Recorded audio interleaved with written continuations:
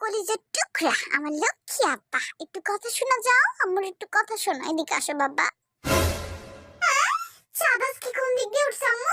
এত সুন্দর করে ডাকতেছ আমারে। হ্যাঁ, এমন কইরা কইতাছস যে আমি তোরে কোনোদিন আদর করি না। আমি বকি, আমি তো আবার আদর করি না, নাকি পাশের বাড়ির খালায় তোরে খাওয়ায় দিয়া যে আদর কইরা যায়? হ্যাঁ কি কইতেছিলা তো মধুর কণ্ঠে, এটা কও। না মানে কইতে চাইছিলাম যে ওই যে ওমা, তুমি আমার লাহিন এমন দুলতাছো কেন মা? না মানে ওই যে যা, আমি পারুম না কইতে, তুমি কও তো, তুমি কও। না মানে বাবা, তুমি তো এখন যথেষ্ট বড় হইছো, তো এখন তো বিয়া শাদি। বিয়া না, আমি বিয়ে করুম না। কি সমস্যা?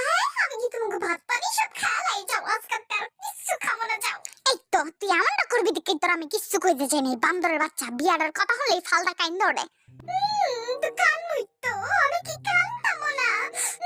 খালি বিয়া বিয়া করে। আমি এখন একটা সুডু বাচ্চা।